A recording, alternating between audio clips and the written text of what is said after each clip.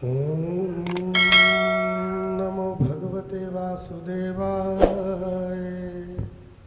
स्वस्ति न श्री गणेशाय नमः। श्री सद्गुरुदेवाय नमः। ओम श्री हनुमते नमः। ओम श्री दुर्गाय नमः। गोविंद मेरो है, गोपाल मेरो है। गोविंद मेरो है, गोपाल मेरो है। गोविंद मेरो है, गोपाल मेरो है। गोविंद मेरो है, गोपाल मेरो है। श्री बाके बिहारी नंदलाल मेरो है। श्री बाके बिहारी नंदलाल मेरो है। गोविंद मेरो है, गोपाल मेरो है। गोविंद मेरो है, गोपाल मेरो है। गोविंद मेरो है, गोपाल मेरो है। गोविंद मेरो है, गोपाल मेरो है। श्री बाके बिहारी नंदलाल मेरो है। श्री बाके बिहारी नंदलाल मेरो है। गोविंद मेरो है, गोपाल मेरो है। गोविंद मेरो है, गोपाल मेरो है। गोविंद मेरो है, गोपाल मेरो है। गोविंद मेरो है, गोपाल मेरो है। श्री बाके बिहारी नंदलाल मेरो है। श्री बाके बिहारी नंदलाल मेरो है। गोविंद मेरो है, गोपाल मेरो है। गोविंद मेरो है, गोपाल मेरो है। श्री नरसिंह मेहता जी, जिनका जन्म जूनागढ़ में हुआ था, जब ये बहुत छोटे थे, बहुत कमजोर थे। इनके जो बड़े भाई थे, ये बहुत बड़े पुलिस के अधिकारी थे। वो शरीर से बहुत बलिष्ठ थे, बहुत होशियार थे दिमाग से। लेकिन नरसिंह जी बुद्धि से भी कमज़ोर थे, शरीर से भी कमज़ोर थे। इनके जो माता पिता थे, वो छोटी उम्र में ही चल बसे थे। दादी ने इनका पालन पोषण किया। दादी भी बूढ़ी थी। उन्होंने सोचा कि नरसिंह बुद्धि से बहुत कमज़ोर हैं, शारीरिक रूप से भी कमज़ोर हैं। मेरे मरने के बाद इनका जीवन कैसे कटेगा, वो बहुत चिंता में रहती थी। लेकिन उनका बहुत रईस परिवार था, इसी कारण उन्होंने नरसिंह जी की छोटेपन में ही शादी कर दी। शादी के कुछ समय बाद दादी का भी स्वर्गवास हो गया। नरसिंह जी के एक बेटी हुई, एक बेटा हुआ। नरसिंह जी के जब बेटी हुई तो उस बेटी का बड़े लाड़ प्यार में पालन पोषण हुआ। उसका नाम रमा रखा गया। रमा जो है धीरे धीरे बड़ी हुई। बहुत सुशील, बहुत सुंदर, बहुत गुणवान लड़की थी रमा।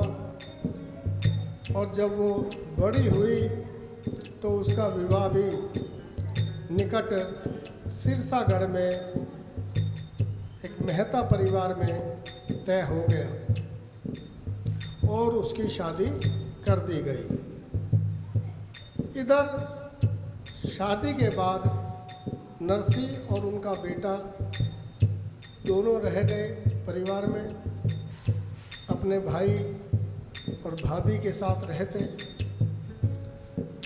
लेकिन समय का चक्कर देखो, उनका बेटा भी चल बसा। नरसी जी अकेले रह गए। अब समय का दुर्भाग्य था, पैसा बहुत था परिवार में, पैतृक संपत्ति थी। बड़े भाई की और भाभी की नीयत में खोट आ गई कि अगर ये हमारे साथ रहा, हमारे संग रहा, तो हमें इसे आधा हिस्सा देना पड़ेगा। इसीलिए इसको हम घर से भगा देते हैं। नरसी जी बहुत सीधे थे। उनकी भाभी उनको दिन भर किसी न किसी काम पे लगाए रखती। खाना भी उनको पेट भर के नहीं देती, दुनिया भर के उनको ताने मारती। नरसी जी फिर भी कोई शिकायत नहीं करते।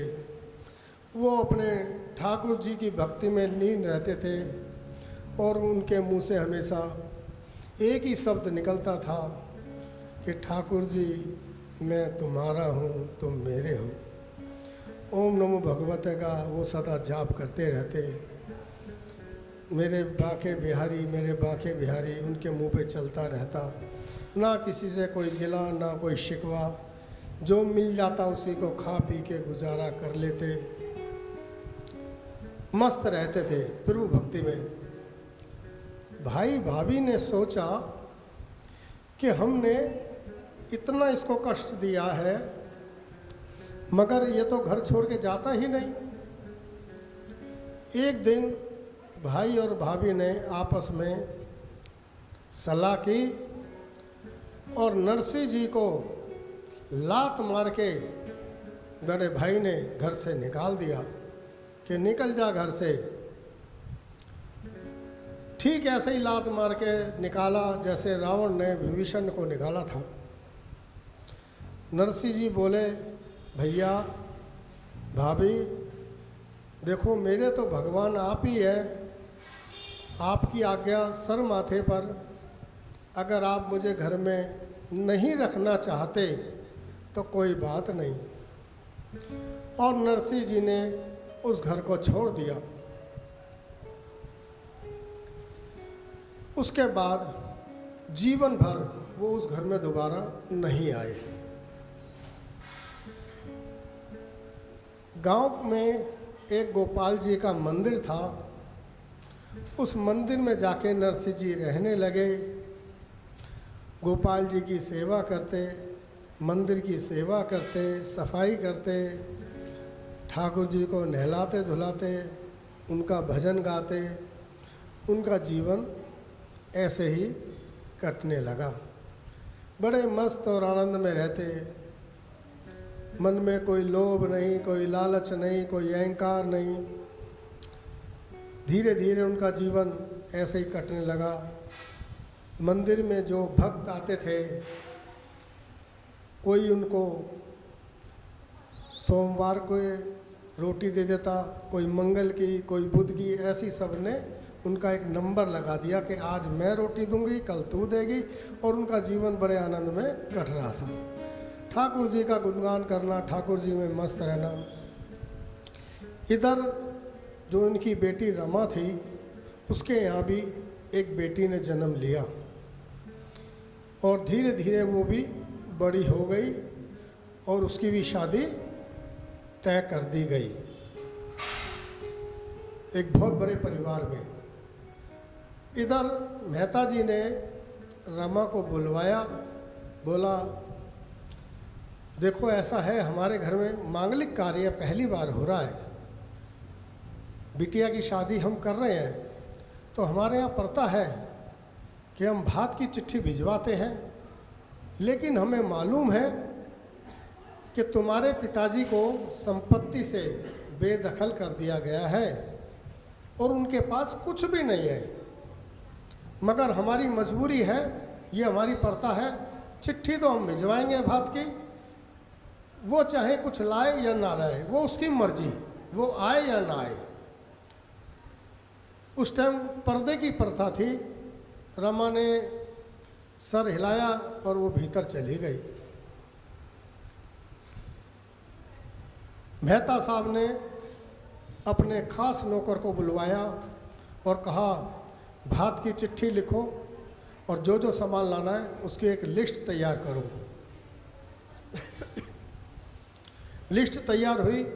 नौकर ने पूछा, बोलो सेठ जी क्या क्या लिखना है, क्या क्या लाना है भात में।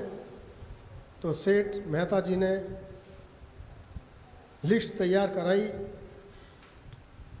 कि 100 किलो सोना, 1000 किलो चांदी, 100 किलो जो है हीरे, 500 किलो मोती, ये जवाहरात माणिक, इतने बर्तन सोने के, इतने बर्तन चांदी के, इतने जोड़े कपड़े, इतनी जोड़ी, इतने बोरी, इतने क्विंटल अनाज। मानो इतनी बड़ी लिस्ट तैयार कर दी कि उसे वहाँ पे जितने लोग भी सुन रहे थे वो सब हैरान हो गए, क्योंकि उन्होंने सुना था कि इसका बाप तो बहुत गरीब है और ये लिस्ट तो इतनी लंबी चौड़ी तैयार हो गई। इधर रमा ने जब सुना लिस्ट के बारे में इतना सामान है तो वो अपने कमरे में गई और बहुत बुरी तरह रोने लगी।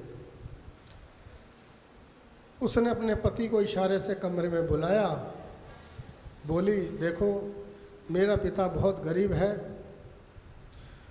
अपना गुजारा वो कैसे करते हैं, उनका खाने पीने का भी कोई बंदोबस्त नहीं है, भक्त लोग इनको खाने के लिए देते हैं, वो कहाँ से लाएंगे। मेरे पिता पे रहम करो और आप उनको बोलो, अपने पिता को, कि ये जो भात की लिस्ट है इसको ना मेरे पिता को भिजवाएं। अगर वो लिस्ट भिजवा दी, उस लिस्ट को देख के ही मेरे पिता मर जाएंगे। तो पिता का और बेटी का जो संबंध है वो बहुत पवित्र संबंध है। इतना पवित्र संबंध है कि उसकी तुलना हम गंगा जी से कर सकते हैं, क्योंकि मायका जो है वो माँ की वजह से नहीं, पिता की वजह से होता है। पति ने कहा, रमा इस वक्त मेरे पिता जिद में हैं, चिट्ठी तो जाएगी, मगर तू चिंता न कर, वो चाहे कुछ लाए ना लाए, तू रो मत, ये खुशी का समय है, नाचने गाने का समय है, तो तू खुशी मना। रमा बोली, नहीं, आप वचन दो, पहले आप वचन दो कि ये चिट्ठी नहीं भिजवाएंगे। बोला, रमा ये चिट्ठी तो जाएगी। खैर नौकर चिट्ठी लेके चला जूनागढ़। जब वो जूनागढ़ में पहुंचा, उसने वहाँ अनेक लोगों से पूछा, भाई ये सेठ नरसी जी का घर कहाँ है। अब बड़े लोगों को तो सभी जानते हैं, अब वो बेचारा गरीब, सेठ भी नहीं रहा, नरसी था, मंदिर में रहता था, तो किसी ने उसका पता भी नहीं बताया। नौकर सुबेरे से एड्रेस पूछता पूछता लोगों से परेशान हो गया। शाम होने को आई है तो ठाकुर जी ने देखा, भाई ये बड़ी विकट समस्या है, और उन्होंने एक ब्राह्मण का भेष बनाया और उस नौकर के पास आके बोले, भैया तुम किसको ढूंढ रहे हो। नौकर ने कहा, मैं सेठ नरसी जी को ढूंढ रहा हूँ, उनकी बिटिया के यहाँ से मैं ये भात का पत्र लेके आया हूँ, उनको देना है। तो जो ठाकुर जी थे ब्राह्मण के वेश में बोले, वो जो सामने गोपाल जी का मंदिर है और इसमें जो भजन कर रहे हैं वही सेठ नरसिंह जी हैं। नौकर ने कहा, अरे भाई मैं सेठ नरसिंह की बात कर रहा हूं, मैं किसी संत महात्मा की बात नहीं कर रहा। हमारे ठाकुर जी बोले, भैया वो पहले सेठ ही थे, अब वो संत हो गए हैं, वही नरसिंह सेठ है। और क्या के ठाकुर जी चले गए। नौकर ने मंदिर में कदम रखा और कहा कि आप ही नरसिंह सेठ हैं।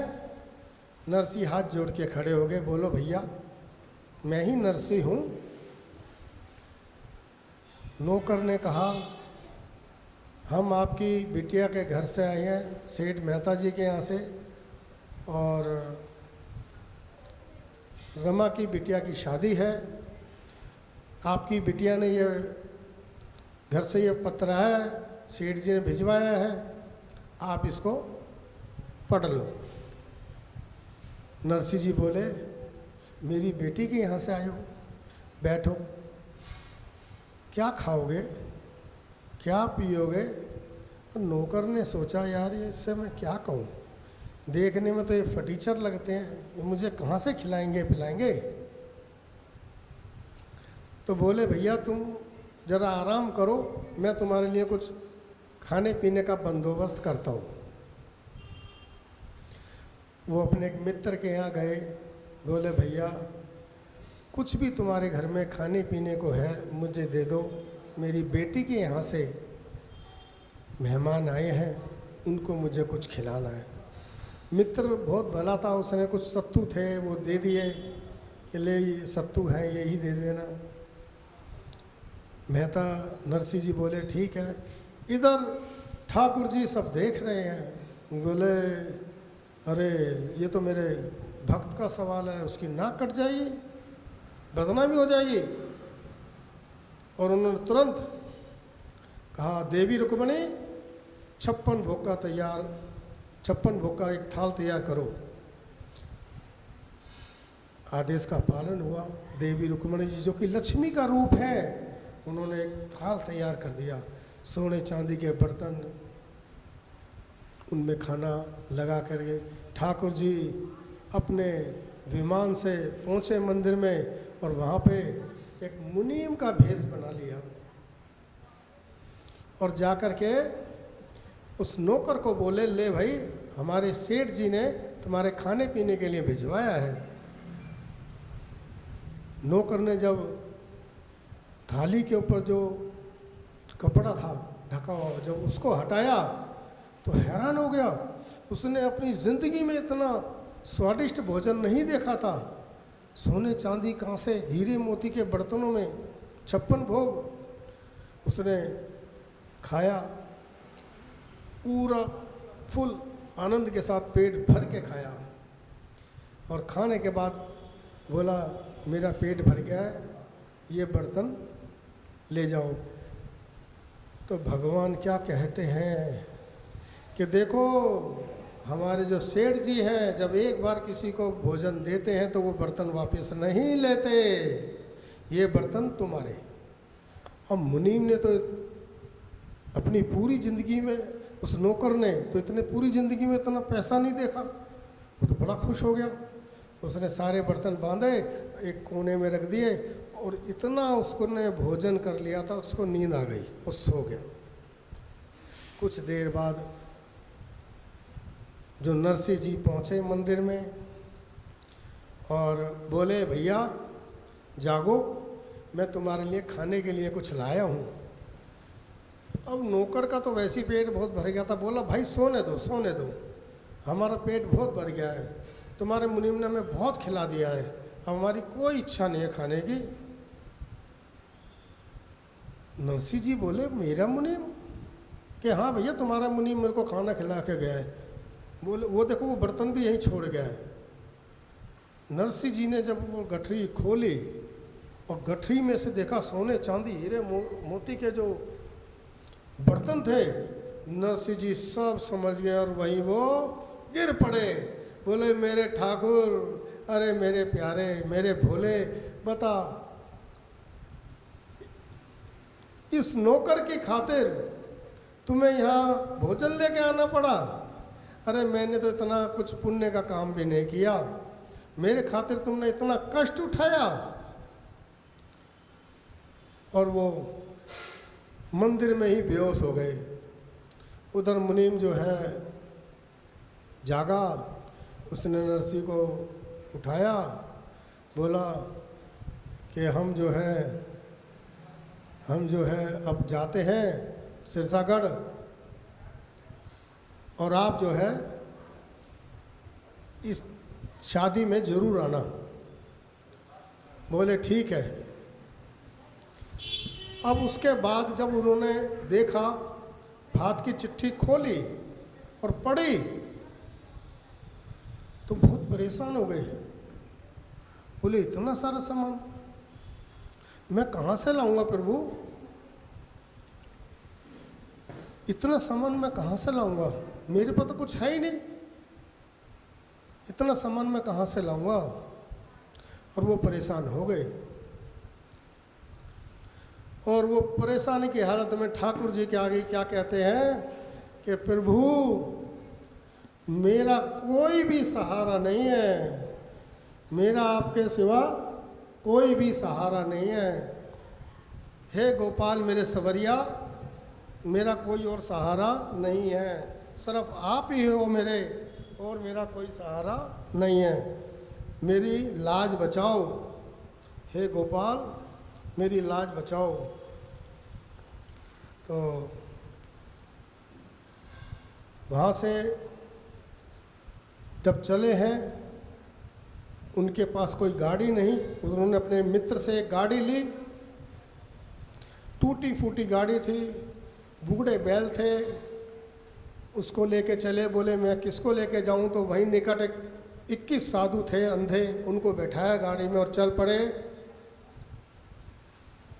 अचानक आगे एक गड्ढा आया, रथ उसका जो गाड़ी का पहिया था उस गड्ढे में गया और वो गाड़ी टूट गई। जो 21 के 21 साधु थे वो ज़मीन पे गिर पड़े। सभी कह रहे भैया यहाँ चोट लगी, यहाँ चोट लगी। अरे नरसिंह ये कैसी गाड़ी ले आया, मैं बैठा दिया। अब नरसिंह जी रो रहे हैं कि ठाकुर जी बड़ी मुश्किल से गाड़ी का जुगाड़ हुआ था, वो भी टूट गई, अब हमारी नैया पार लगाओ, हम कैसे जाएंगे। हे गोपाल मेरी लाश तुम्हारे हाथ में है और आप जो है मेरी जो है नैया पार लगाओ। और वो गा रहे हैं, भक्ति प्रेम में गा रहे हैं, मेरा कोई न सहारा बिन तेरे, गोपाल सवरिया मेरे। मेरा कोई न सहारा बिन तेरे, गोपाल सवरिया मेरे। मेरा कोई न सहारा बिन तेरे, गोपाल सवरिया मेरे। मेरा कोई न सहारा बिन तेरे, गोपाल सवरिया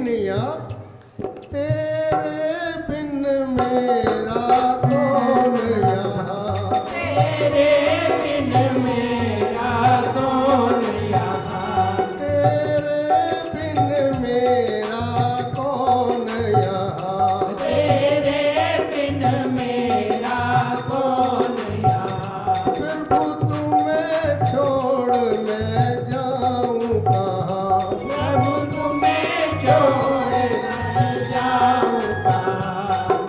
कहते हैं प्रभु मैं सिर्फ तेरे ही आगे आन पड़ा हूँ, तुम्हें ही मुझे उठाना पड़ेगा। तेरे बिन मेरा कौन यहाँ। तेरे बिन मेरा कौन यहाँ। प्रभु तुम्हें छोड़ मैं जाऊँ कहाँ। प्रभु तुम्हें छोड़ मैं जाऊँ कहाँ। मैं तो आन पड़ा दर तेरे, गोपाल सवरिया मेरे। मैं तो आन पड़ा दर तेरे, गोपाल संवरिया मेरे। मेरा कोई न सहारा बिन तेरे, गोपाल सवरिया मेरे। मेरा कोई न सहारा बिन तेरे, गोपाल संवरिया मेरे।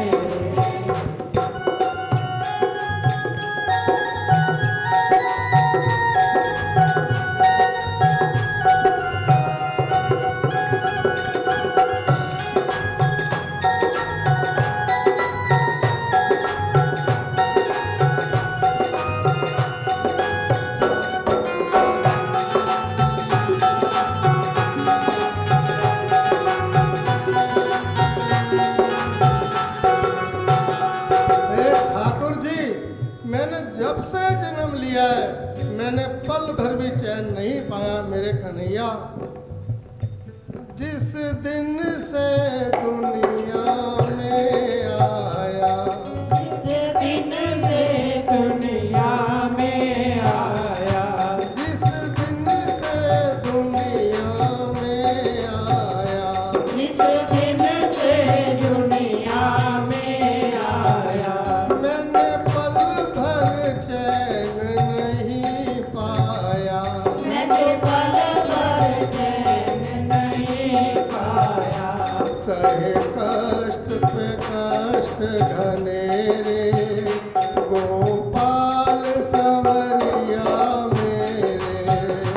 सहे कष्ट पे कष्ट घनेरे, गोपाल संवरिया मेरे। मेरा कोई न सहारा बिन तेरे, गोपाल सवरिया मेरे। मेरा कोई न सहारा बिन तेरे, गोपाल संवरिया मेरे।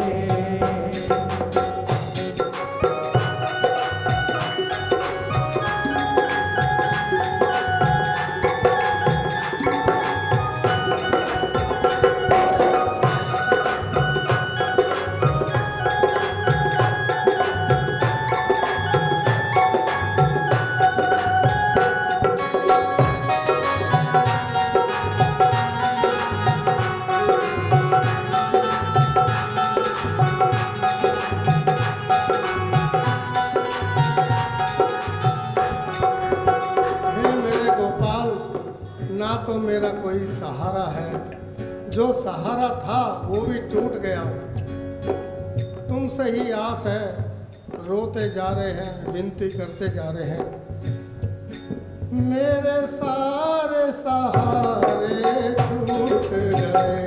मेरे सारे सहारे छूट गए। मेरे सारे सहारे छूट गए। मेरे सारे सहारे छूट गए। तुम भी मुझसे टूट गए। तुम भी क्यों मुझसे रूठ गए।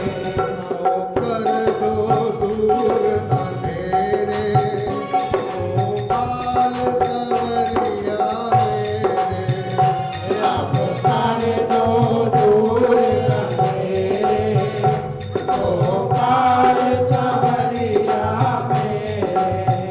मेरा कोई न सहारा बिन तेरे, गोपाल संवरिया मेरे। मेरा कोई न सहारा बिन तेरे, गोपाल संवरिया मेरे।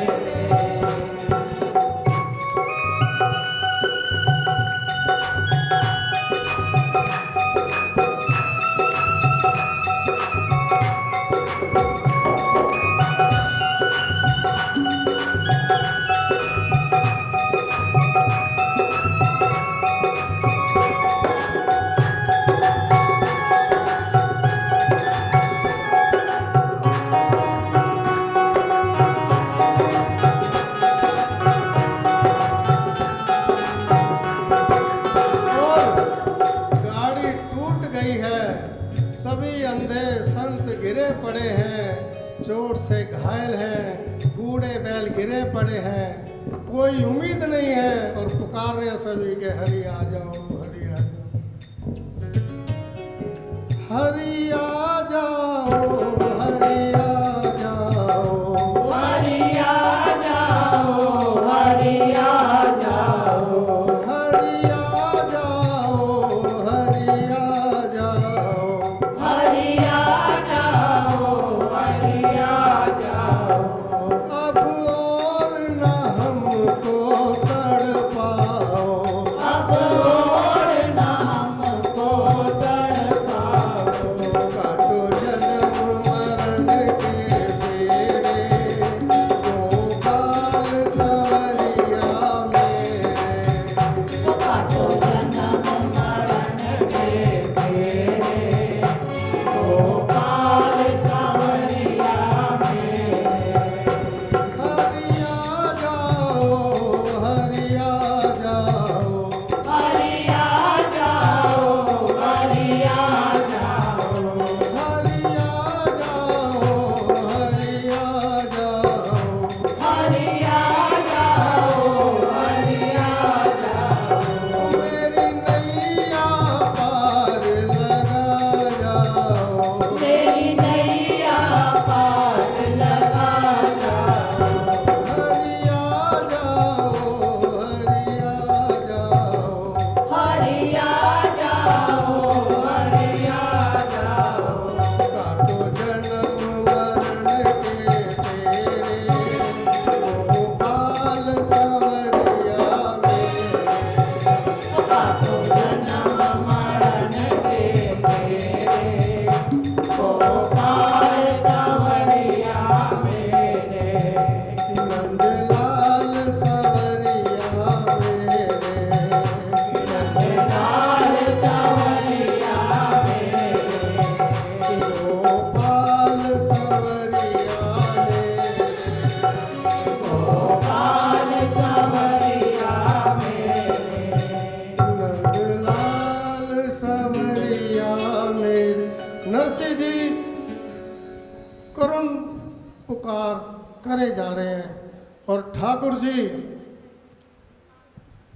जब ये पुकार सुनते हैं तो दौड़े दौड़े आते हैं और एक युवा का भेष बना के पूछते हैं, क्या बात है, तुम क्यों रो रहे हो?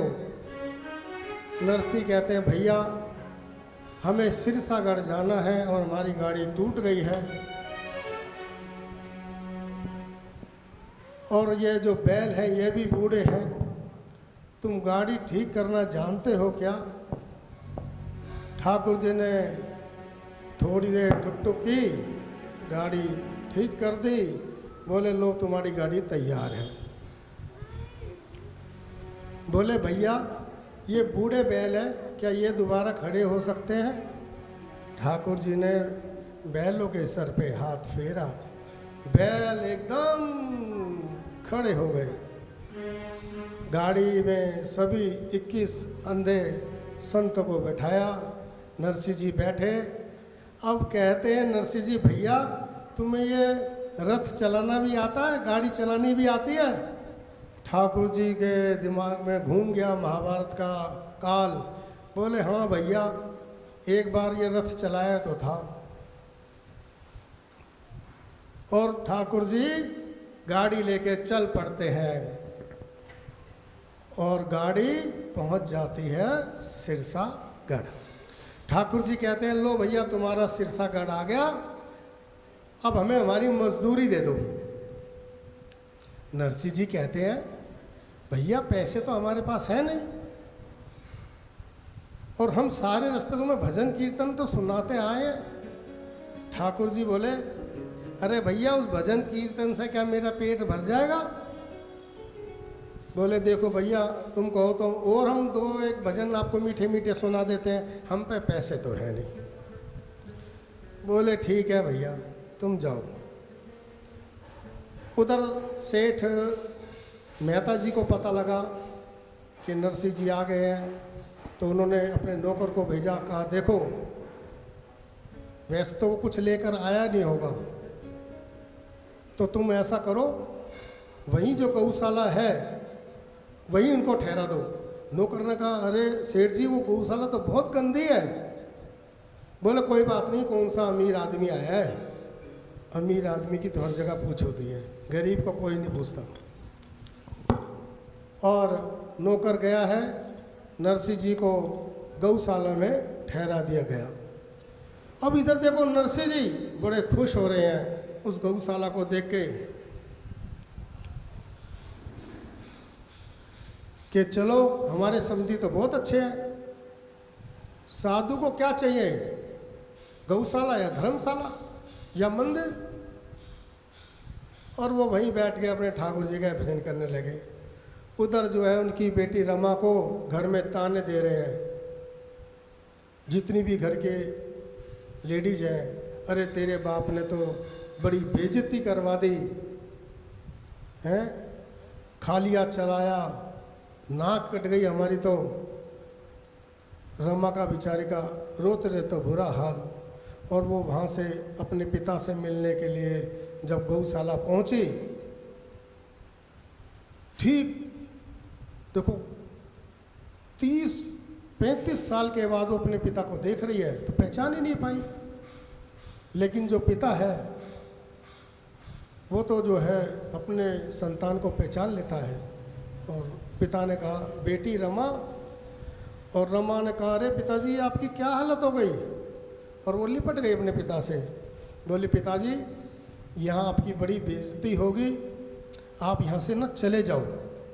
कितना जोर पड़ता है एक बेटी को कहते हो अपने पिता से कि तुम यहाँ से चले जाओ। और वो रमा वहाँ से चली गई। अब ठाकुर जी जो है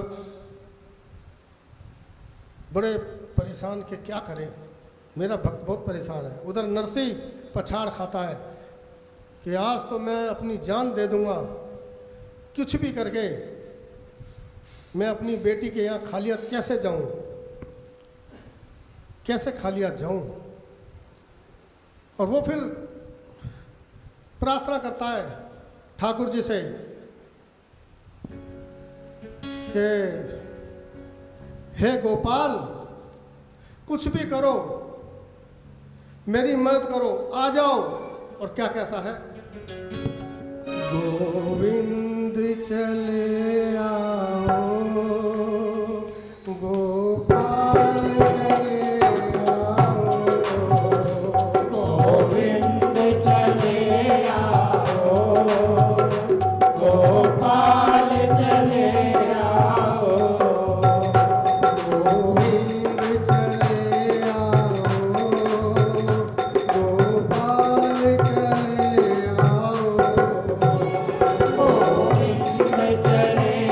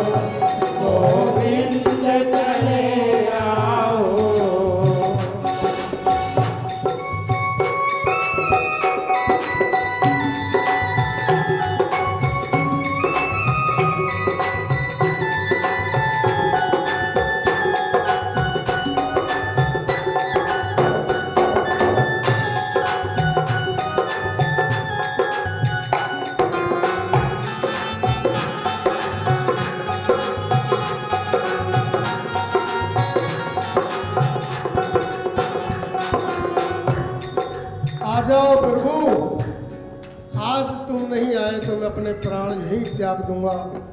दिन रात मेरी आंखों में बसते हो, आज मेरे सामने आ जाओ। आंखों में तो बसते हो, धड़कन में धड़कते हो।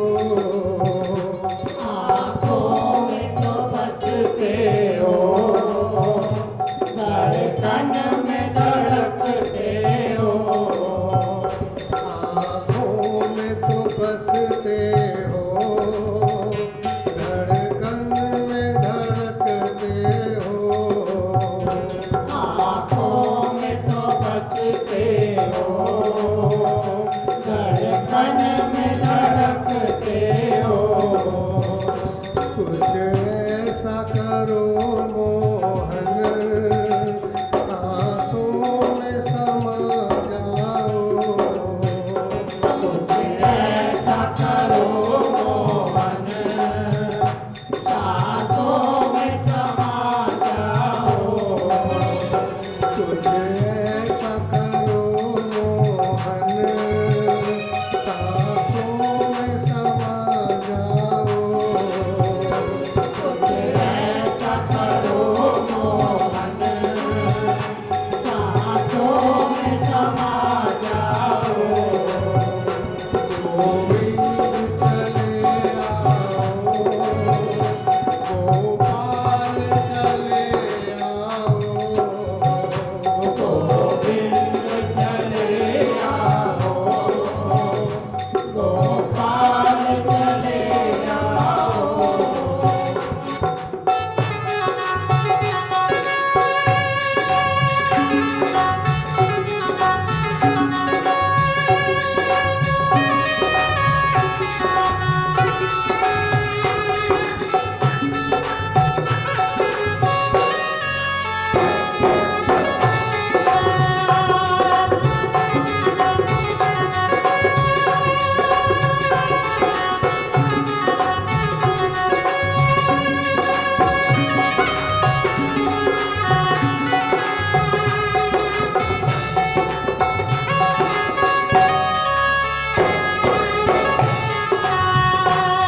और गोविंद, आज आपके दर्शन मुझे चाहिए, हर हाल में चाहिए। तेरे दर्शन को मोहन मेरे नैन तरसते हैं। तेरे दर्शन को मोहन मेरे नैन तरसते हैं। तेरे दर्शन को मोहन मेरे नैन तरसते हैं। तेरे दर्शन को मोहन मेरे नैन तरसते हैं। एक अर्ज यही तुमसे, अब और न तड़पाओ। एक अर्ज यही तुमसे, अब और न तड़पाओ। गोविंद चले आओ, गोपाल चले आओ।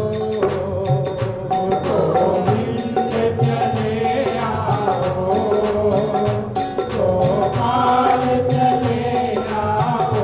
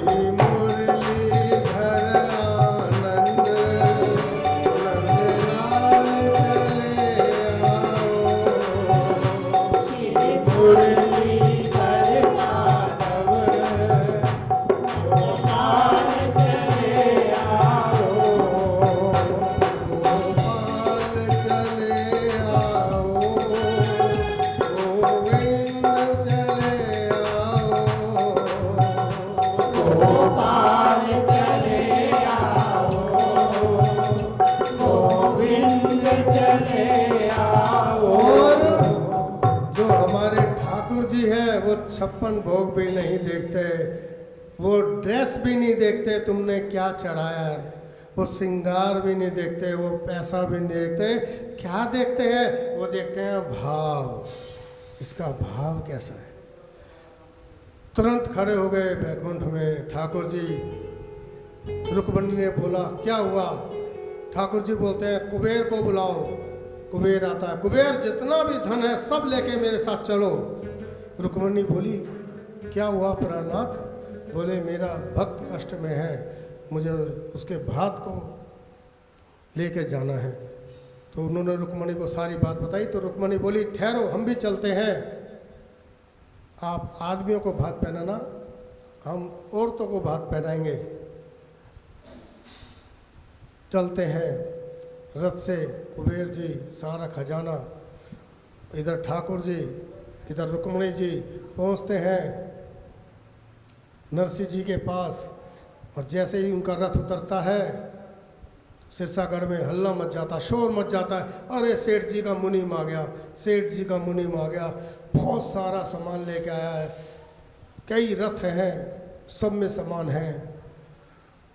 और ये खबर जब सेठ मेहता जी को पहुंचती है तो वो कहता जाओ जाओ जल्दी से दूध ले जाओ, ये मिठाइयाँ ले जाओ, उनका स्वागत सत्कार करो।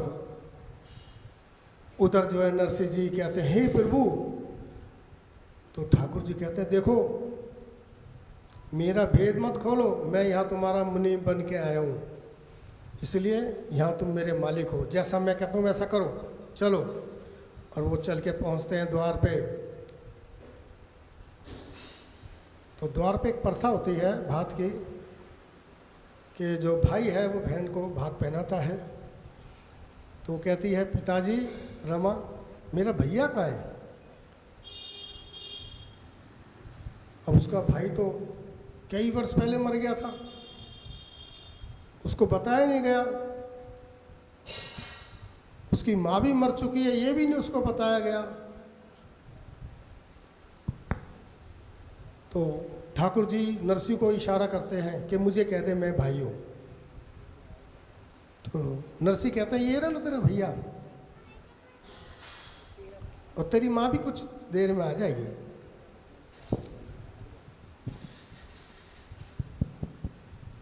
उधर जो है ठाकुर जी हीरे जड़ित शॉल निकालते हैं और रमा को पहनाते हैं।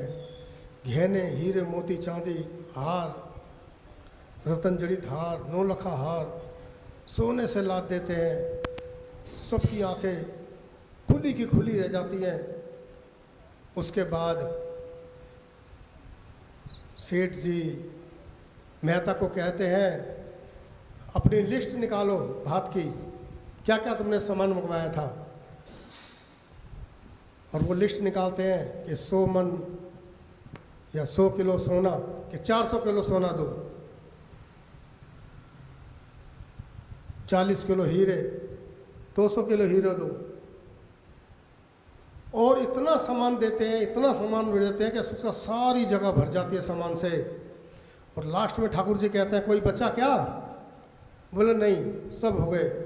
लेकिन उसके बाद भी 10 टोकरे सोने के गिन्नियों के दे देते हैं, लो सेठ जी अगर कोई रह जाए भूला भटका तो हमारी तरफ से उसको दान कर देना, अब हम चलते हैं, हमें बहुत दूर जाना है। तो जब ठाकुर जी चलने लगते हैं तो उनके एक ब्रिज की जो सखी होती है वो पहचान लेती है, कह रही अरे रमा ये तो त्रिलोक का स्वामी है। और ठाकुर जी कहते हैं अरे भैया यहाँ तो पोल खुल जाएगी और फटाफट चलो। और नरसिंह उनके पैरों में गिर जाते हैं कि हे प्रभु इतना तो मैंने भजन भी नहीं किया जितना तुमने मुझे दिया है। और नरसिंह का वो भात ऐसा भात था जो आज तक ना किसी ने भरा है, ना किसी ने सुना है, ना आगे भरा जाएगा। बोल वृंदावन भैलाल की जय, जय जय श्री राधे, जय जय श्री राधे।